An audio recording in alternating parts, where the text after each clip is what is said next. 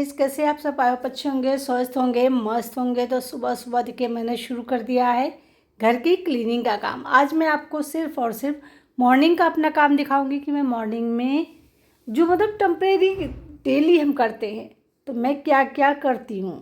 तो यहाँ पर अभी झाड़ू लगना शुरू हो गया है, किचन पूरा क्लीन हो गया है, बस झाड़ू पोछा बचा है। तो चलिए झाड़ू पोछा फटाफट कर लेते हैं। मेरा मॉर्निंग में सबसे ज़्यादा टाइम खर्च होता है झाड़ू और पोछा में। अगर ऊपर नीचे मैं दोनों जगह करती हूँ ना तो मुझे 2 से ढाई घंटे लग जाते हैं। और यहाँ मैं पोछा लगाती जा रही हूँ और एम ही पता चल रहा है साथ साथ चलती जा रही है। यार ये बहुत दुबली होती जा रही है। अगर आप लोगों को कुछ पता है तो ज़रूर बताइए, इसको मैं क्या दूँ। सारी चीज़ें मैंने ट्राई कर ली है, इसको डिवार्मिंग की भी मेडिसिन दे दी है और भी जो भी मतलब कैल्शियम वगैरह है सब कुछ दे दिया है। तो यहाँ पर मेरा झाड़ू पोछा लग गया है। अब तैयारी होगी पूजा की। पूजा के बर्तन अब मैं धुलने जा रही हूँ। तो ये पूजा के बर्तन है, इन्हें मैं हमेशा अलग साफ़ करती हूँ जब पूरा घर क्लीन कर लेती हूँ उसके बाद में। तो यहाँ पर मैं पूजा के सारे बर्तन क्लीन कर लूँगी, उसके बाद में नहाना है। और अभी तो बहुत सारे काम पड़े हैं। सुबह सुबह तो ऐसा लगता है ना जैसे काम ख़त्म ही नहीं होता। एक करो दूसरा, एक करो दूसरा, एक करो दूसरा, इस तरीके से लाइन जैसी लगी रहती है काम की। उसके बाद में फिर एकदम से फ्री हो जाओ दोपहर तक के लिए, फिर टाइम आता है खाना बनाने का। तो यहाँ पर मैं अलग इसका सोप भी मतलब अलग से इस्तेमाल करती हूँ जो भी चीज़ कर लेती हूँ, और इसका स्क्रबर भी अलग रखती हूँ। मैं कभी भी पूजा के बर्तन एक साथ नहीं धुलती और इनको मैं अलग से। अगर आप पीताम्बरी का इस्तेमाल करते हैं तो यकीन मानिए कि बर्तन आपके क्लीन तो हो जाते हैं। जो तांबे के पीतल के बर्तन होते हैं वो क्लीन हो जाते हैं, लेकिन आप देखेंगे दूसरे दिन ही गंदे हो जाते हैं। तो मैं क्या करती हूँ, यहाँ पर थोड़ा सा मैं नमक लेती हूँ और थोड़ा सा नींबू लेती हूँ। बस उसी में मैं डिशवॉश जेल मिला देती हूँ, उसके बाद में क्लीन कर देती हूँ। बहुत ही बढ़िया तरीके से साफ़ होते हैं बर्तन, और कम से कम 3 से 4 दिन बर्तन साफ़ रहते हैं। मतलब आपको बार बार उसको क्लीन करने की ज़रूरत नहीं पड़ती है कि आपको रगड़ रगड़ करके उसको मांजना ही पड़ेगा। तो ये बहुत ही छोटी सी टिप है, इसको आप भी आजमा करके देखिएगा। पूजा के बर्तन आप इस तरीके से क्लीन करेंगे बहुत ही आसानी से साफ़ भी हो जाते हैं और बहुत अच्छे साफ़ होते हैं। तो मैंने बस इसी ट्रिक्स के साथ में इसको साफ़ किया हुआ है और मेरे बर्तन सारे चमाचम हो गए हैं। चलिए बर्तन साफ़ हो गए हैं, अब यहाँ पर सारा कुछ साफ़ कर दूँ, पोंछ दूँ, जिससे कि सारा कुछ क्लीन हो जाए। क्योंकि यहाँ पे भी थोड़ा सा पानी भी गिर गया है। जब भी आप बर्तन रखते हैं तो गंदा हो जाता है। और अब बारी आती है मेरी ब्रश करने की। मैं ब्रश करती हूँ, ब्रश करने के साथ साथ ही मैं जो हमारा वॉश बेसिन है उसको भी क्लीन कर लेती हूँ, जिससे हमारा वॉश बेसिन हमेशा साफ़ सुथरा रहता है। क्योंकि मैं यहीं से नहाने चली जाती हूँ। जब भी ब्रश करती हूँ तो ब्रश करने के बाद में मैं सीधा नहाने के लिए निकलती हूँ। टाल मेरी आ चुकी है, रख गई है पास में, बस तुरंत मैं जैसे यहाँ ब्रश करूँगी वैसे नहाने निकल जाऊँगी। किस किस को ये आदत है बताइएगा ज़रूर। मेरी ये आदत थोड़ी सी गंदी भी है, क्योंकि कभी कभी ऐसा होता है ना हम ब्रश करते हैं उसके बाद में कोई और काम हो जाता है, लेकिन मुझे ऐसा लगता है नहीं नहीं बस तुरंत नहाना है नहाना है नहाना है। तो ये मेरी थोड़ी सी आदत गंदी भी है और अच्छी भी है।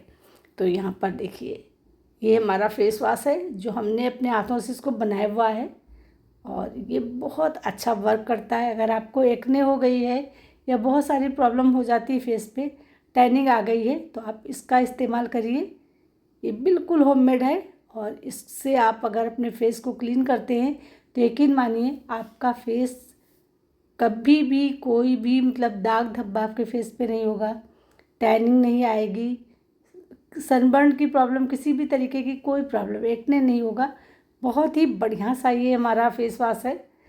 मैंने इसको घर में ही बनाया हुआ है। अगर आप लोग चाहेंगे तो मैं इसका वीडियो शेयर करूंगी आप लोग साथ में कि मैं किस तरीके से बनाती हूँ, किस तरीके से बना करके मैं इसको रखती हूँ। जो मेरा स्क्रबर का भी काम करता है, फेस पैक का भी काम करता है और फेस वॉश का भी काम करता है। तो ये हो गया हमारा एक काम ख़त्म। चलिए अब हम फटाफट से लगे हाथ अपना वॉश बेसिन भी क्लीन कर देते हैं। तो यहाँ पर इस तरीके से देखिए मेरा काम हो गया ख़त्म। अब बस बचा है नहाना और पूजा करना। बहुत ही सिंपल से तरीके होते हैं और बहुत अच्छा होता है। अगर आप इस तरीके से एक रूटीन के साथ में काम करते हैं तो आपका घर हमेशा नीट एंड क्लीन रहेगा और आप बहुत ही आसानी से सारे काम को निपटा पाएंगे। तो ये देखिए तौलिया मेरे कहा था ना पास में रखी हुई है, बस फेस पे लगा हुआ है। अब मैं जब नहाने जाऊंगी तो इसको धुल लूँगी। चलिए वॉशरूम में पहुंचते हैं। नहाने के बाद में आ गई हूँ मैं यहाँ पर पूजा की तैयारी करने। और ये मैंने बिल्कुल फ्रेश मलाई रखी हुई थी जो अभी मैंने निकाली थी, उसी की मैं यहाँ पर बटर बनाऊंगी, जो मक्खन भगवान को मैं भोग लगाती हूँ। तो बस मैं 1 स्पून की हेल्प से इसको एकदम से फेंट देती हूँ और वो तुरंत का तुरंत मक्खन निकल आता है। बहुत ही सिंपल सा तरीका है लेकिन बहुत अच्छा है। मुझे ये ट्रिक बहुत अच्छी लगती है कि आपको बहुत ज़्यादा मेहनत भी नहीं करनी पड़ती है और बहुत आसानी से आपका बटर रेडी भी हो जाता है। तो एक दिन मतलब एक दिन की मलाई का मैं निकालती हूँ तो 2-3 दिन आराम से भगवान के भोग में लग जाता है। तो देख सकते हैं, आपको दिखा दूँ, इस तरीके से आपको फेंटना है। और यहाँ पर देखिए मैंने थोड़ा सा ही फेंटा था और तुरंत का ये बटर देखिए अलग हो गया है। देखिए है, बस ऐसे आप थोड़ा सा फेंटेंगे तो सारा देखिए इसमें जो दूध था वो अलग हो गया और जो इसमें बटर है वो बिल्कुल अलग हो गया है। ये देख लीजिए है। तो अब इस देखिए ये अब हमने किसी और चीज़ में इसका इस्तेमाल भी नहीं किया, ये साफ़ सुथरा अलग से ये लगा के रखा हुआ है। अब यहाँ पे मलाई भी साफ़ सुथरी निकली थी तो ये भगवान को भोग लगने के लिए बढ़िया सा मरा है। और इस दूध का आप इस्तेमाल कर सकते हैं चाय में, दही जमाने में, किसी भी चीज़ में, क्योंकि ये दूध बिल्कुल ताज़ा है। इसमें किसी भी तरीके का कोई ऐसा नहीं कि रखा हुआ मलाई है तो ये ख़राब हो गया है। तो इस दूध का आप इस्तेमाल कर सकते हैं किस चाय में, कुछ चीज़ में भी। तो यहाँ पर ये देखिए सारा बटर अलग। अब चलिए हमने ये निकाल लिया, देखिए बस थोड़ा सा पानी डाला और धुल करके इसको निकाल लिया है मैंने। तो ये हमारा बटर रेडी है भगवान को जो मक्खन भोग लगता है उसका। तो अब मैं इतना निकाल दूँगी आज के लिए और उतना रख दूँगी कल के लिए। तो 2 दिन का हमारा ये बटर रेडी हो जाता है। सारा हमारा फूल और जो कुछ था तैयारी है पूजा की। और पूजा करने के बाद में मैं आ गई हूँ यहाँ पर नाश्ता बनाने के लिए। तो ये मेरा सुबह का ऐसा रूटीन होता है ना कि बस लगातार लगे ही रहो।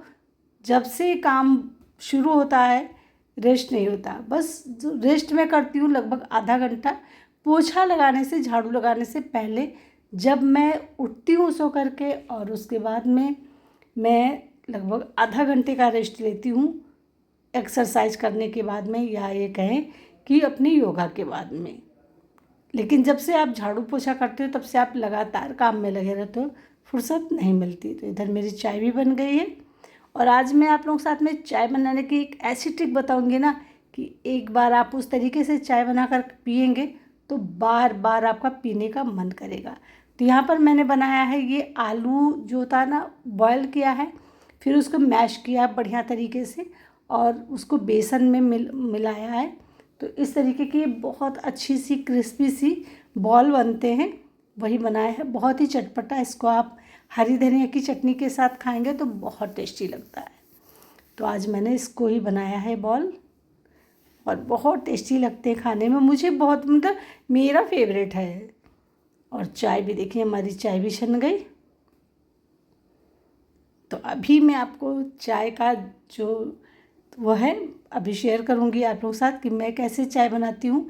कभी जब मुझे स्पेशल पीनी है, मतलब डेली तो नहीं बनाती वैसा, लेकिन जब मेरा मन होता है कोई स्पेशल चाय बनाने की ना तो मैं इसी ट्रिक से, बहुत सारे लोग मतलब आप गए होंगे, बहुत सारे लोगों के घर भी गए होंगे और बहुत सारे होटल में आप गए होंगे, तो इसी तरीके की आपको चाय मिलती है जिसको आप कभी भूल नहीं पाते। तो ये देखिए मेरे बॉल्स कितनी बढ़िया तरीके से बने, बहुत क्रिस्पी होते हैं और बहुत टेस्टी भी होते हैं।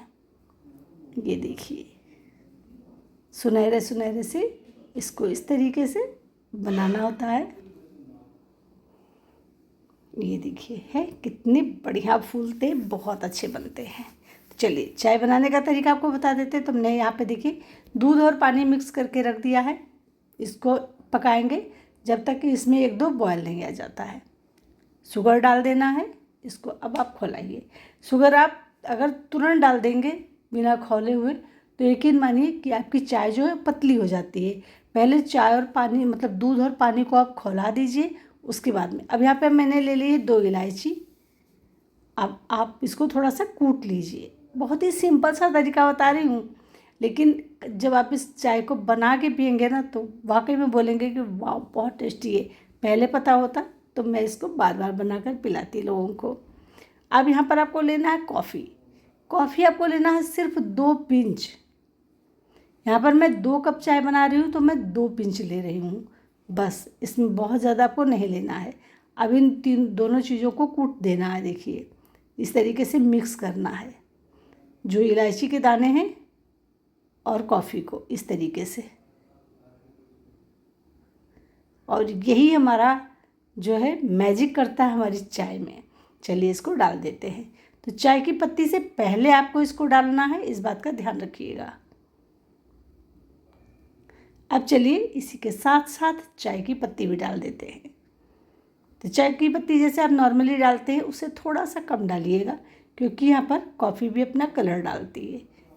अब इन चीज़ों को मिलने से आपके चाय का जो कलर आता है, इतना सुनहरा कलर आता है ना कि चाय देख करके ही आपका मन ललचाएगा पीने के लिए। लेकिन जब आप शिप लेंगे ना तो सच में आपको लगेगा कि वाह गजब की चाय है। तो इस तरीके से आप इसको खौलाइए। थोड़ा जैसे मैं चलाती हूँ, आपने देखा होगा, अगर आप इस तरीके से घुमा करके चाय को बार बार पकाएंगे ना तो चाय कहीं ज़्यादा गाढ़ी बनती है। अब अदरक नॉर्मली जैसे डालते हैं वैसे डाल दीजिए और उसके बाद में इसको अच्छे से खौला दीजिए, जैसे आप खौलाते हैं लगभग 1 से 1.5 मिनट के लिए।